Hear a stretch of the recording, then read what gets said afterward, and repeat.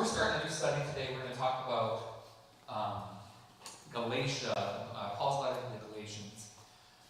This is fun because the letter to the Galatians is, well, aside from Paul's letter to Romans, is unique in that it is not a letter to a specific church. Okay? Anybody know? Well, you've got the map of Galatia up there, but what does Galatia refer to geographically speaking? Anybody know that one? I mean, you're looking at it. What peninsula is this? At first glance, we've got Cappadocia, Phrygia, Armenia over to the east, Mesopotamia to the southeast. Turkey. It's the Anatolian Peninsula. Yeah. So Galatia, where Paul is writing his letters to in first century Common Era, is the area that we now know as Turkey. The area which is actually spoken quite a bit of in the New Testament, because eventually we get the letter of John's Revelation, which is written to the 7 churches in Asia Minor, which is probably written to churches in many of the same area. You'll recognize some of these names. You'll recognize these names as well too when you get lists like in Acts, or Phrygia, Cappadocia, Lycia, Lydia. You get these names listed. Well, this is the region that it's talking about. Does anybody know why it's called Galatia? Because the Galatians live there. Yes, they did. They did. Thank you, Matt. Okay, they did. And that's actually why it's called Galatia. Do you know where the term Galatia comes from? Aren't they Celts? Yeah. Okay, Matt, you get the gold star, or if you want a Pepto-Bismol, you can have that too. So, Galatia comes from the Roman word Galli, G-A-L-L-I, which was the Roman word that was used to describe what we often term as the Celts. Who were the Celts? They were in Ireland. They were in Ireland. All over. They were all over. So the Celts continue to be one of the mysteries of history. That was not an intentional rhyme.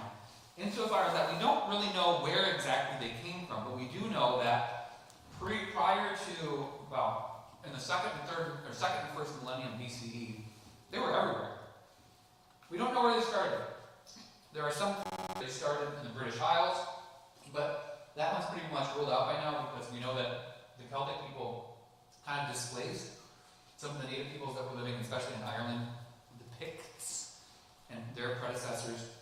So kind of the prevailing theory is the Celts started somewhere in Western Europe, Central Western Europe, and then just kind of went, and expanded out there.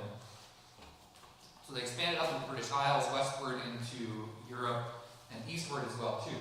Another name that we know the Celts by, from which we get Gala and Galatia, is the Gauls. Right? Have you seen that word before? So the Gauls, and you can see the Greek word is Gala.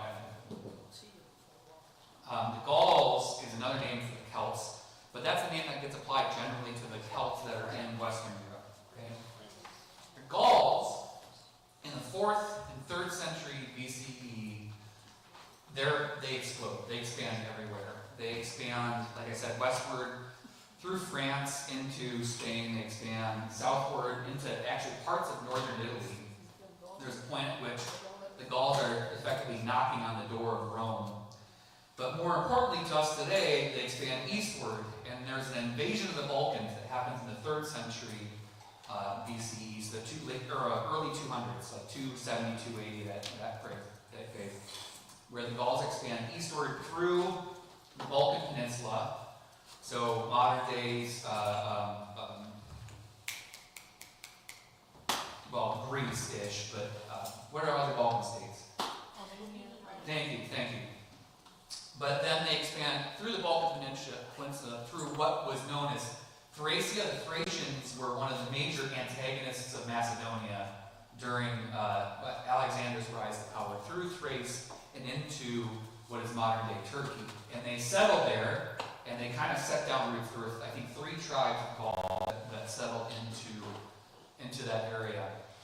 And here's where it starts to become interesting for us, because what we're talking about is we're talking about the history of the peoples that Paul is writing his letter to. So when they settle in Galatia, they are somewhat isolated from the rest of the Gallic tribes, right? Because, effectively the only way to get back is through the Thracian Peninsula there, unless they want to go all the way up around the sea and through very cold. What sea is that? That would be the Baltic Sea, Black Sea. Thank you. So they would have to go all the way around the Black Sea, up into the steppe country, which is where you run into the nomadic horse tribes, which nobody, there be monsters, or there be dragons, okay? So they become somewhat cut off from the rest of the Gallic tribes, meaning that they are isolated both in culture and contact. So what's fascinating is by the 1st century BCE, so 100 and odd years before Jesus, the Greeks effectively recognized them as becoming Hellenized, insofar as that they are speaking Greek and their culture and practices have become effectively Greek. However, they still maintain a unique cultural and language identity. So they're still speaking what is now known as Galatian, and they still understand themselves to be a distinct people from the Greeks or eventually the Romans. Okay? So this is important, especially once we get into the end of the 1st century. Does anybody know about the Gallic Wars? Ish, right? Hopefully. Our favorite, non-favorite character, Julius Caesar, right? So the Gallic Wars were the wars that were effectively started by Julius Caesar. They were wars of conquest into mainland Western Europe.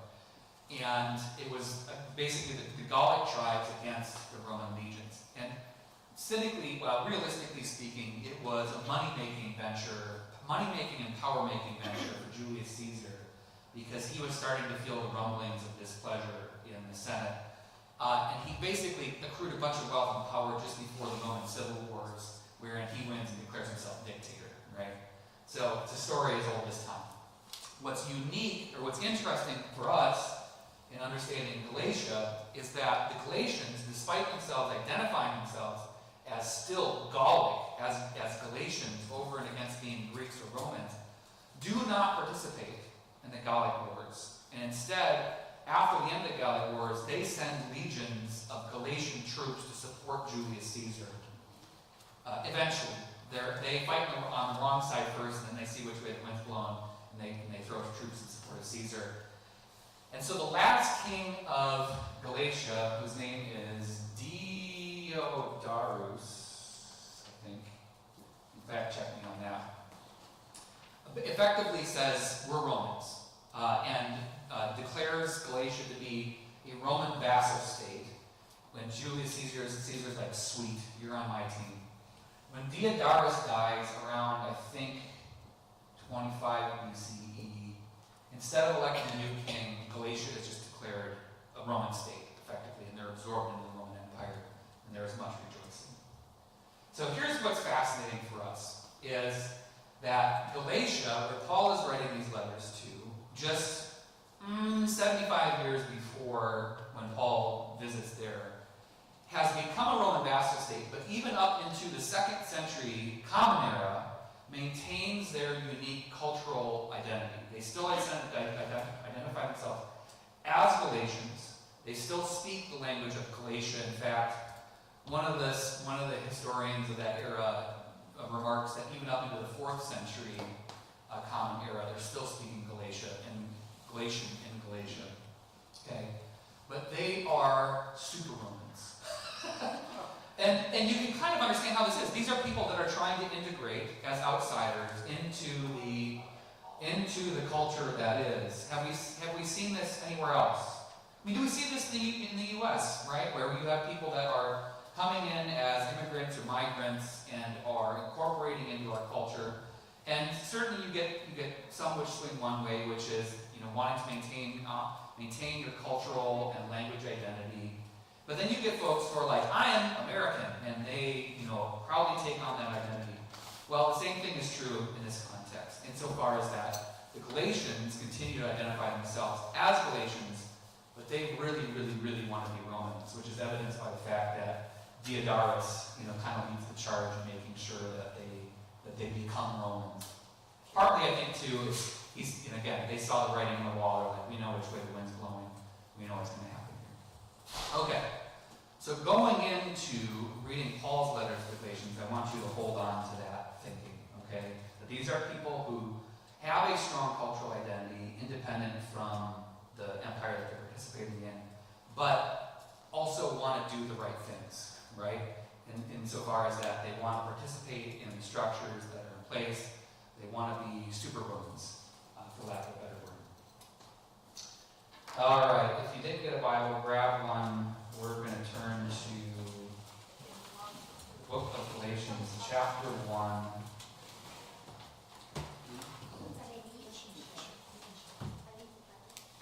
Page 1912 in the Study Bible. Thank you. Or 1911.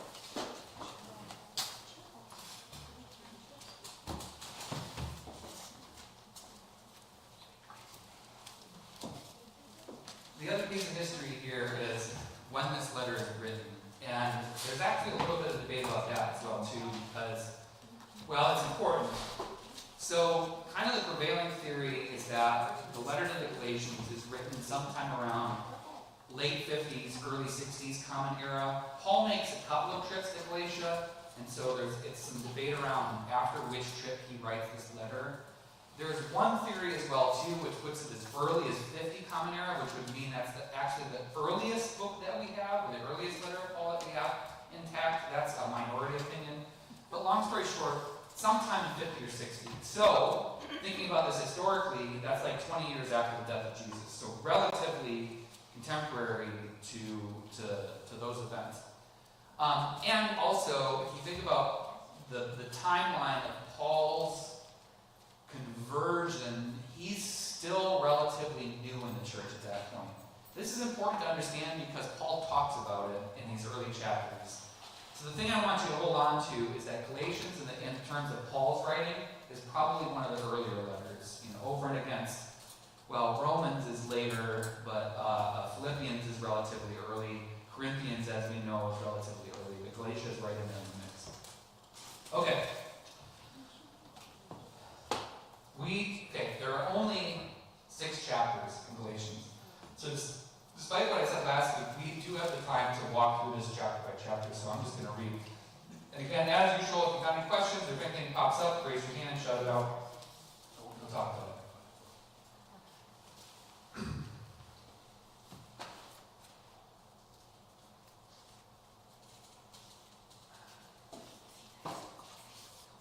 Paul, an apostle, sent neither by human commission nor from human authorities, but through Jesus Christ and God the Father, who raised him from the dead, and all the brothers and sisters with him. To the churches of Galatia, grace to you and peace from God our Father and the Lord Jesus Christ, who gave himself for our sins to set us free from the present evil age, according to the will of our God and Father, to whom be the glory forever and ever. Amen. So, just a quick pause here. This is kind of a typical Pauline salutation. And again, when we're talking about epistles, as we were talking about the Corinthians, keep in mind this is not intended to be a theological document. It's a letter that is written by one person to other people. Now, we don't know where and to whom this letter was disseminated. So in other words, how many copies of this were made, or were there multiple copies, were there different versions, or was Paul just sending one letter to one place, intending that letter to be disseminated to the other places? Don't know. But in the introduction, we get kind of Paul general, grace and peace to you. We've heard that one before. And Paul's identifying who's sending him, right? So sent neither by human commission nor from human authorities, but through Jesus Christ and God the Father. Yes. Yeah, the Bible commentary here says Paul's greetings are not followed by his usual words of thanksgiving for the community. They are not. Yeah, grace and peace to you from our Lord God, from God our Father and Lord Jesus Christ, giving thanks for all blah blah blah. I can't remember the default. Pay attention. It's again, so we've got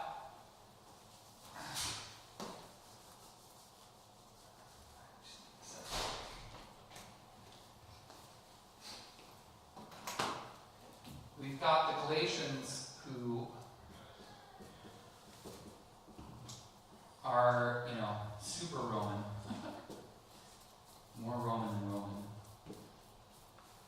And we have Paul, who is representing Christ so again, 50 to 60 CE, Christianity isn't a thing yet, right? We have Judaism, a cult of Judaism that is becoming Christianity. But this is what we're going to talk about through this letter, is the major conflict that's occurring at this time is who gets to be in the club? Is it limited to Judaism, or is it open to everybody? And as we read in the book of Acts, that's the major conflict that's going on inside the group of the disciples during that time as well, whether it's Philip or Cephas, Peter, or Paul, who is being converted to this idea. But Paul is coming in representing this, we'll call it Christianity, but in reality, it's a new thing which doesn't really have concrete form in it. That's what we'll talk about in the gospel today. John. John is written during a period where Christianity is becoming a separate thing, but we're still not sure what's going on here yet. So one of the things to keep in mind as we read through Galatians is there is still debate, right, around what it means to be Christian and what is entailed in that, what's included in that. So Paul starts off with his typical greeting, but immediately shifts to reiterating kind of who the authority is here, according to the will of God the Father. So I'm not here repping myself. I'm not here representing another group of people. I'm here representing Jesus Christ. This is what Paul's saying to the folks there. Okay. And he jumps right into it. I am astonished that you are so quickly deserted. And by the way, if this translation is a little bit different than yours, it's because this is the NRSV UE updated edition that's on Bible Gateway. Yours is the regular NRSV. I'm sure if we wanted to purchase a bunch of new Bibles, we could get the NRSV UE for the Lutheran Study Bible. But just understand the words are a little bit different. That's what's going on here. I am astonished that you are so quickly deserting the one who called you in the grace of Christ and are turning to a different gospel. Whoa! Not that there is another gospel, but there are some who are confusing you and want to pervert the gospel of Jesus Christ. But even if we, or an angel from heaven, should proclaim to you a gospel that contrary to what we proclaim to you, let that one be accursed. And again, as always, I take issue with the ancient writers use of pronouns, and they need to disambiguate what they're referring to. As we have said before, so now I repeat, if anyone proclaims to you a gospel contrary to what you have received, let that one be accursed. Okay, pause here. So Paul has laid out effectively what we're going to talk about for the next 6 chapters, which is this, which is that there has been, in Paul's mind, a subdivision of the gospel, insofar as that Paul has been proclaiming what he understands to be the gospel, or the good news, and somebody else, or somebody's else, have come in and said, not quite right. Gospel version 2.0. Okay?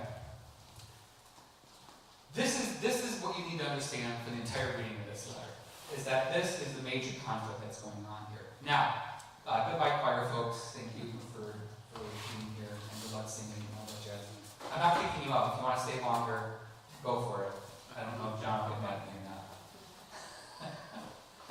This is the lens through which we're going to read this entire document, which is that there is what Paul is describing as being the gospel, and then there is what somebody else has said, and Paul is like, well, you got to remember which one's right, okay? And so it's not just a question of whether or not one's right or one's wrong, it's what does the right one mean, what does the wrong one mean, and how do we tell the difference between the two of them? And so, I've said before, this is one of my favorite letters. The reason this is one of my favorite letters is this is somebody dealing with practical crap, right? This is somebody who's dealing with a conflict and is like, you know what, this isn't complicated. Here's what it boils down to. Like, either you understand this, or you understand this. Like, there's not a lot of in between here. And, well, we'll talk about it more, but like, this can be controversial. It can be a little bit frustrating, but it's very important. And then finally, am I now seeking, so Paul just finishes saying, well, there's one gospel and somebody else, or there's the gospel I proclaim, and then there's another gospel that somebody else proclaimed, and I'm telling you that one's wrong, and if you follow the wrong one, let that one be accursed. And then Paul says, am I now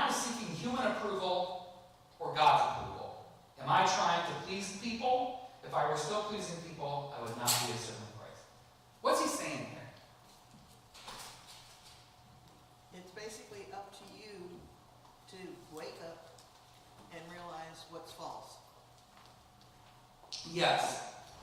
And he's talking about himself, right? What is it? Is he perhaps describing his motivations? Or he's offering up the question of his motivations? Because he's saying, why am I doing this? Right? Why am I such a stick in the mud about proclaiming this? Effectively saying, am I doing it for my ego? Like I came in and told you this, somebody else tells you this, am I doing it because I don't want to be wrong? And he's saying, no, that's not it at all. This isn't about me. And again, one of Paul's quirks is Paul gets very hyperbolic, right? You know, this is Paul who self-described as the super Jew, which we're going to hear about later. He continues to use that justification. He says, you know, if I were trying to please people, I would not be a servant of Christ. So effectively saying, if I can either serve Christ or I can serve myself, the two don't mix.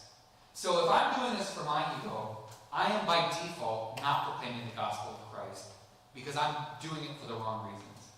Which it's a one-liner that really kind of slips in there, but this is such an important way of thinking about just kind of what the whole thing is about. If we're approaching this from the standpoint of we're doing this to appease our own ego, we are incapable of proclaiming the gospel. Is effectively what Paul is saying. Okay? Which, just let that sink in. Let that settle. Okay?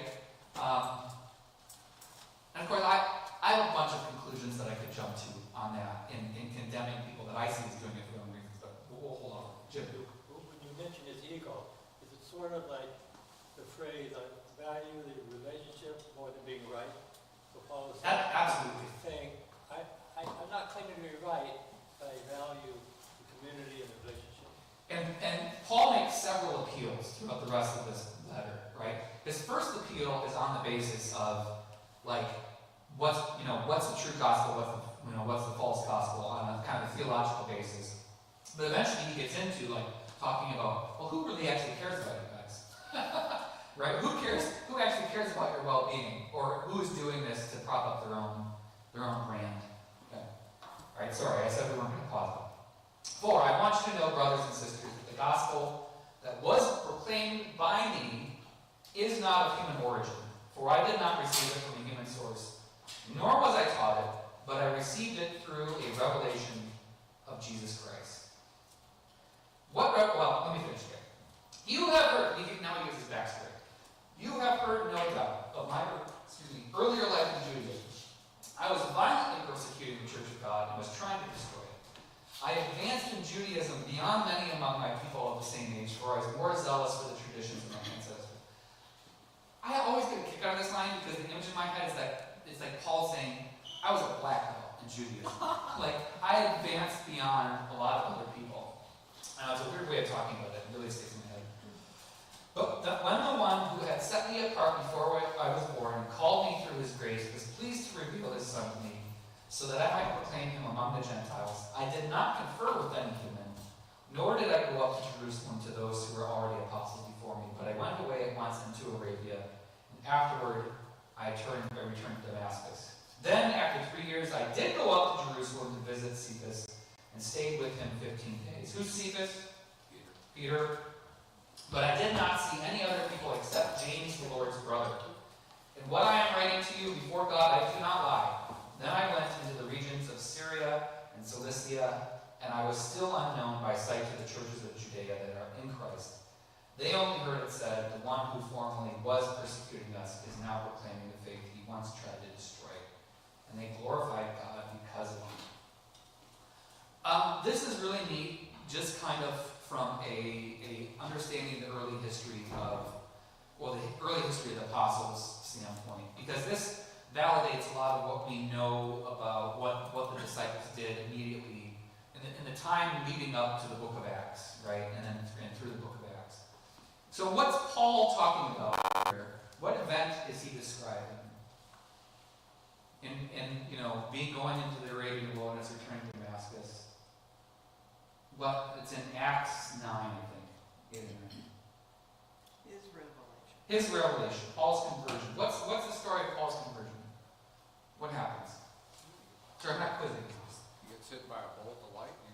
Yeah, and he is struck blind. Right.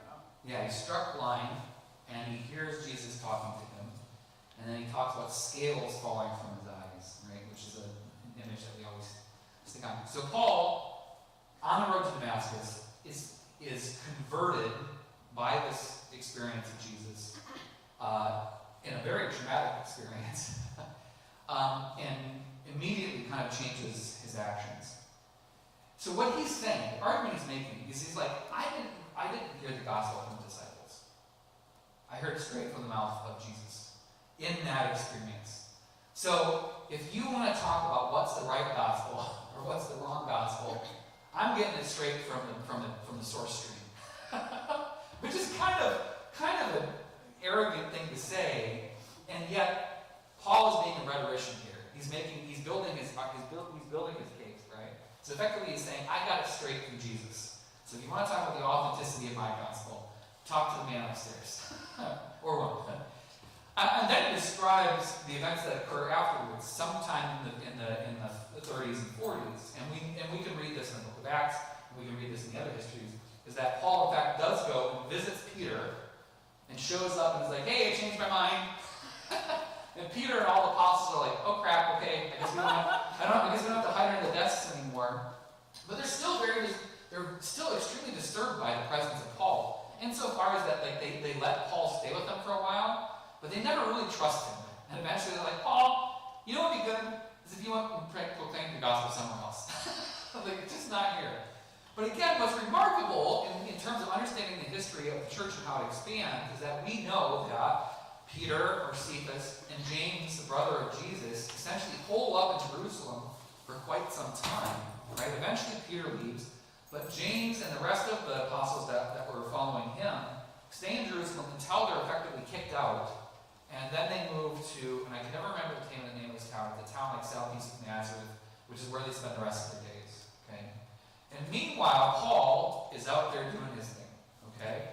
So we can already kind of see where the battle lines are being drawn here, okay? And we can understand what gospel version 2.0 might be, okay? So Paul is saying, I got this straight from the mouth of Jesus, but those who are proclaiming it, and he's talking about, I met the original disciples. I spent time with Peter. He's vetting his information here. Any questions or any? But he's not criticizing them.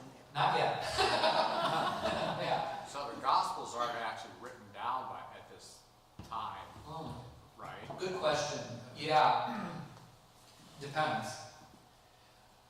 Short answer, yes. Long answer, it's complicated. Short answer, no. Long answer, it's complicated. So Mark's Gospel, we date it sometime in the 60s. Okay? So again, assuming that Galatians is written before, in like late 50s, early 60s, Mark's Gospel probably isn't circulating yet.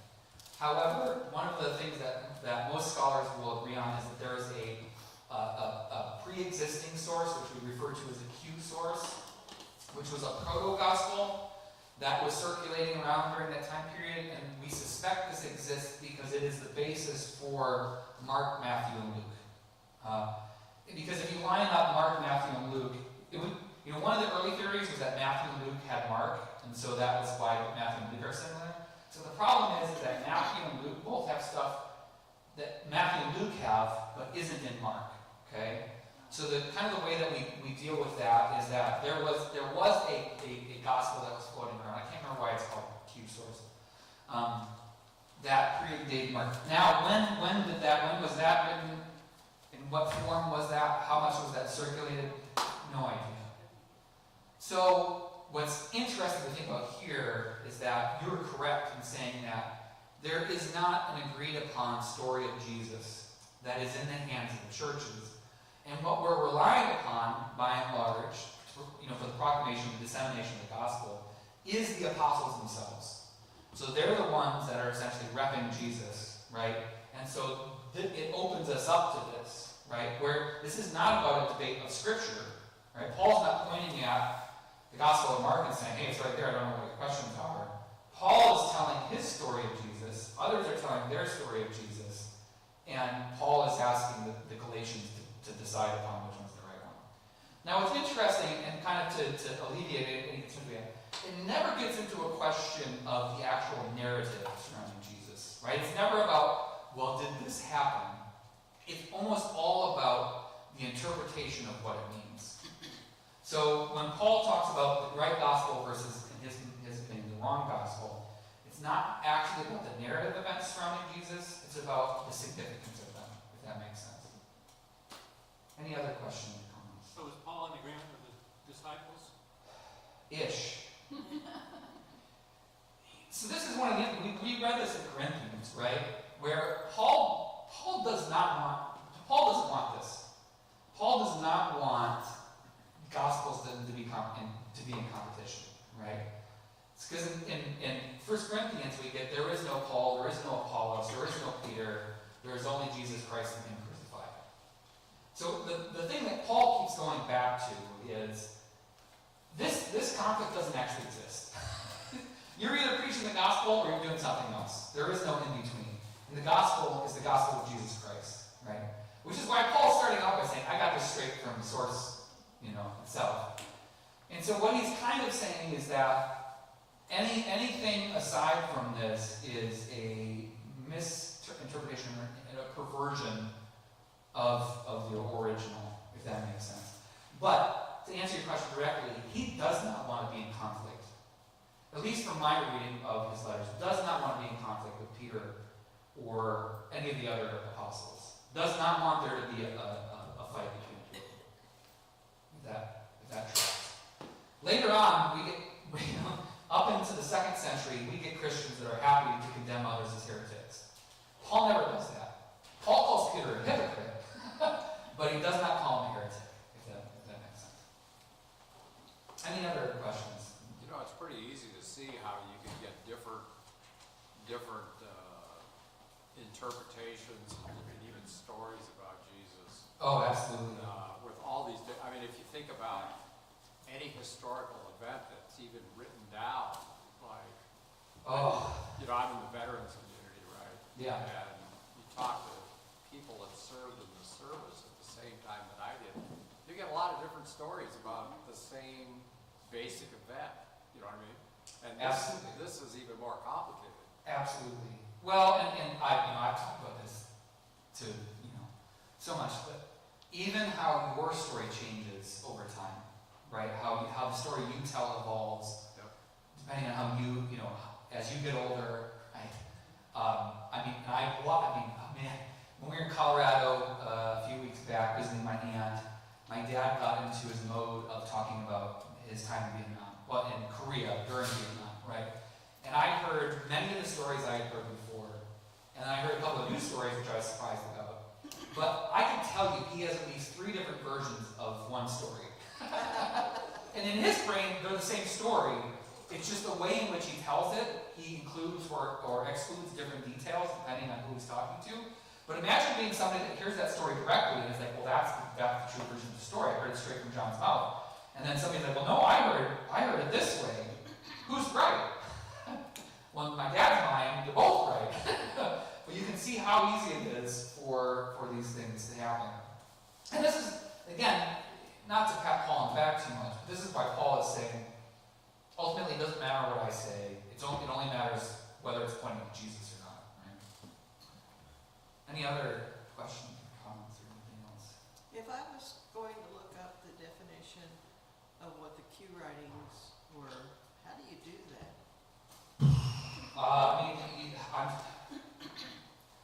I'll get back to you on that. Okay. All this stuff was embedded in every single class in the Gospels I took.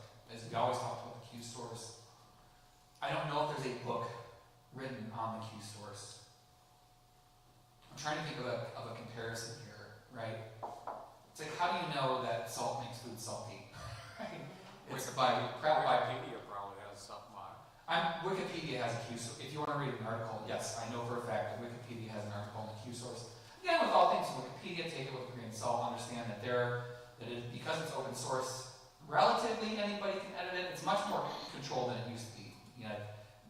It's waiting. Wikipedia is a pretty good source of information nowadays because of the way that it's set up. But I just need to include that disclaimer. Were any of the things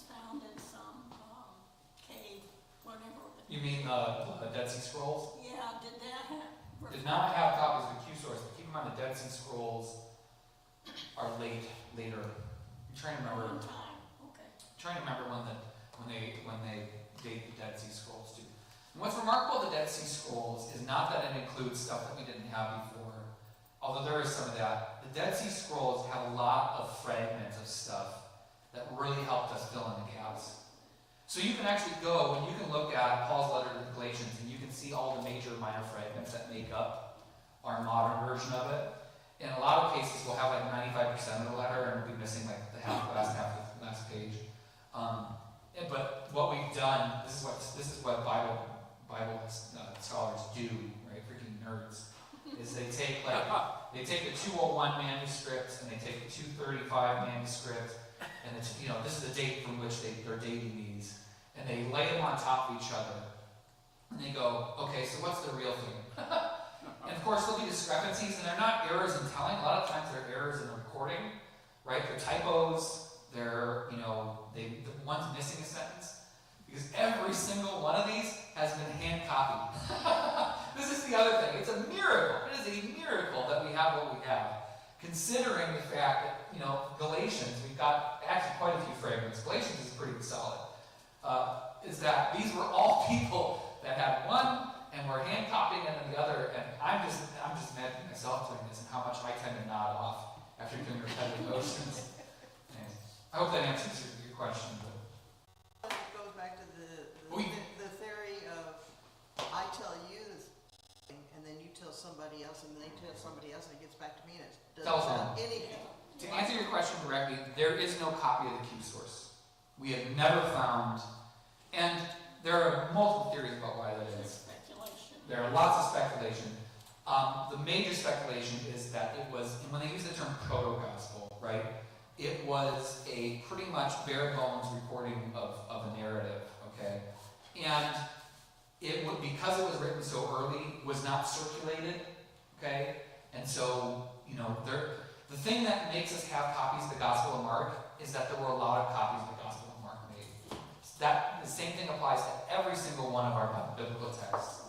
If there were only 10 copies, chances are it did not survive. If that makes sense. All right, I think the girls are coming in. No? I hear them. They have something to share with us this morning. So. See, a real quick question? Yeah. Go for it. Okay. Good morning. Who would like the microphone? September to the top. So we made a prayer tree and June. What do you learn about prayer today? That you can pray at any different time of the day. And is there ever a wrong or right way to pray? There's no right or wrong. So what are we doing today with our prayer tree? We're going to let other people add on to it. So we're making a church-wide prayer chain. And so, do you guys want to go out? If you would like to add on to our prayer chain, you can write a prayer on a piece of paper, and then we're going to find a place to hang it. If you want your prayer to be private, just because we talked about prayer to be private between just God and you, or if you want everybody to know your prayer, if you want your prayer to be private, you just put a little star on your piece of paper, and then when we attach it, it'll be curled inward instead of outward. And correct me if I'm wrong, but you guys are going to get first shot at this. But then we're going to have it set out in the narthex, so that during and after worship, anybody that wants to. So I'll announce this at the beginning of worship as well too, for people that want to have their prayers for our church.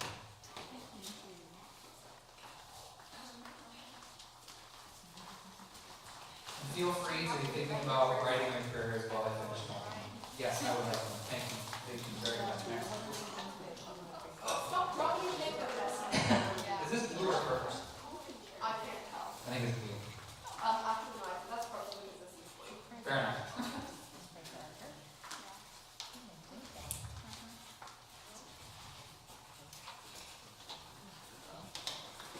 So you guys have to, when they're done with the office, go ahead and do it.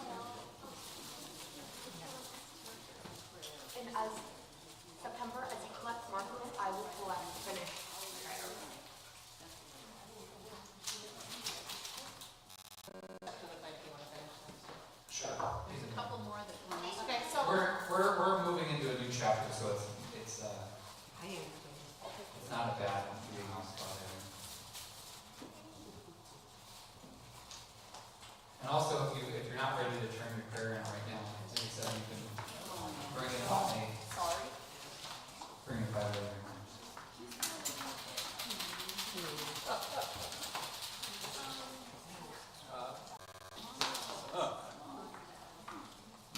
here's what I'm going to talk about in the next few minutes.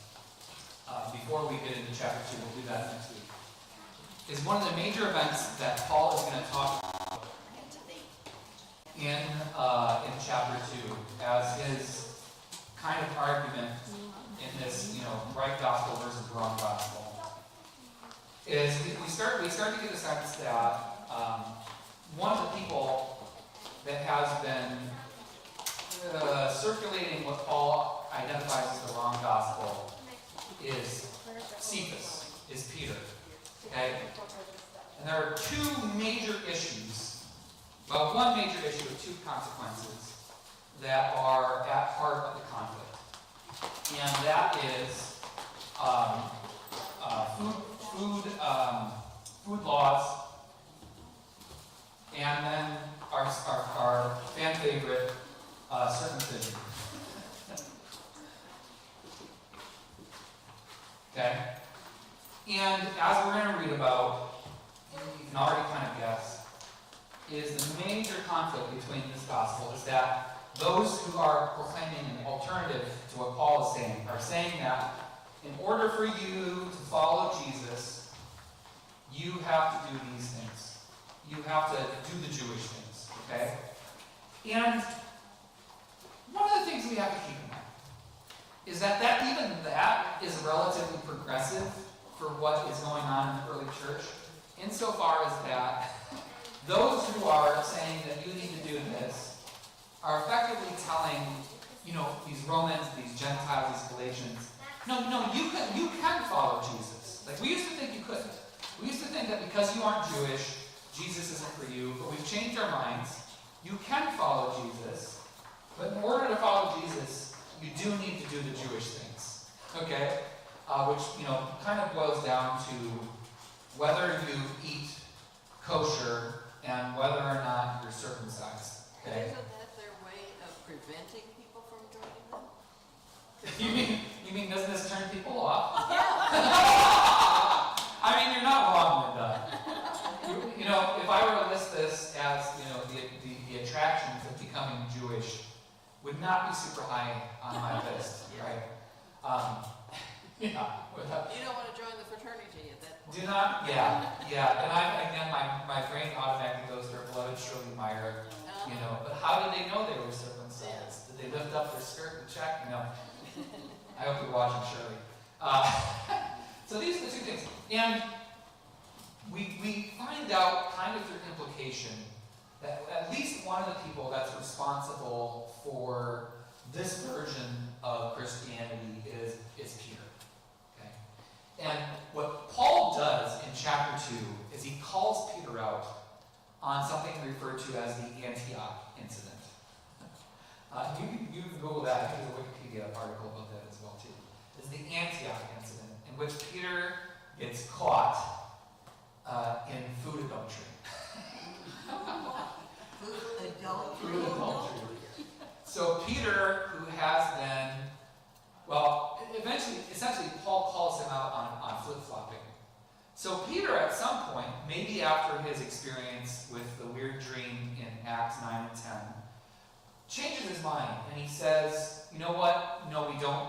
You don't have to follow the dietary laws to be Christian. And in fact, the Antioch incident is that Peter is caught eating with Gentiles. Okay? He's caught sitting at the table with Gentiles, eating dinner with them. We don't know who catches him or who makes a big deal out of it, but you can imagine what this looks like. Okay? So Peter, who prior to this was like, no, in order to be Christian, you need to do these things, changes his mind. He's like, oh, never mind, I guess you don't. And is caught eating with Gentiles, and one of the hardliners is like, we caught you, you're not even Jewish, blah, blah, blah. And so it's really this very fascinating infighting loyalty, not loyalty, but purity test that's going on within this movement. And Paul calls out Peter. He's like, Peter, you're telling people that they have to eat kosher. You don't even eat kosher.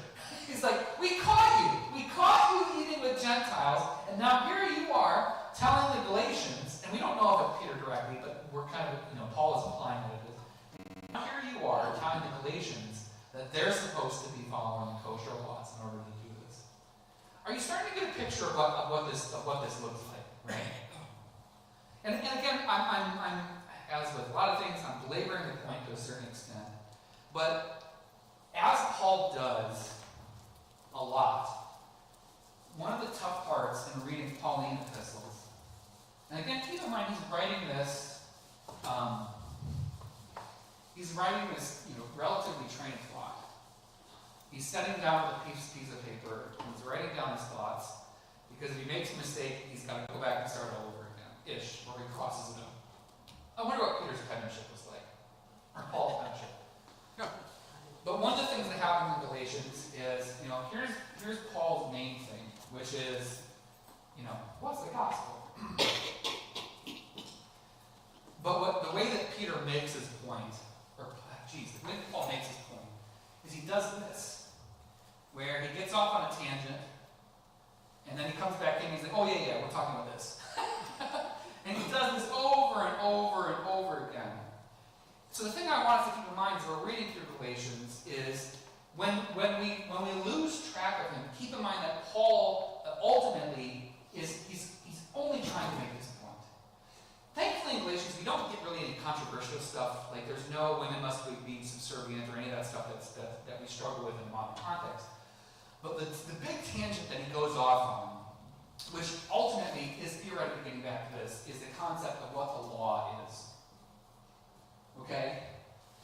And insofar as that, those who are saying you need to follow the kosher laws and you need to be circumcised are saying that in order to be a Jew or in order to follow Jesus, you need to obey the law. And Paul gets off on this big tangent, which makes up a significant portion of the letter of the Galatians, really debating what the law is and what good it does. And this is important to understand because this is when Lutherans talk about the law, this is the letter we turn to. We turn to the Galatians and we talk about Paul's interpretation of the law. The framework that I want you to keep it in is that Paul wasn't actually intending to debate the law. Paul was intending to remind people that the only gospel they need to follow is the one straight from Jesus' mouth itself. So this needs to be held within the context of that at all times. And keep in mind that debate around the law, it's secondary to this, okay? So you'll get a lot of people in the Protestant tradition, especially in modernity, who will point to Galatians and be like, well, here's the, and it's so ironic. It is so ironic. And they'll be like, here's the reason that this is what you need to do to be a good Christian. I don't know why I sound like West Virginia. Maybe it's Trump. But keep in mind, the only reason Paul talked about the law in the first place was to frame it as a subsidiary of the gospel, right? So do not be tempted into thinking what Paul is actually trying to do is telling you how to behave.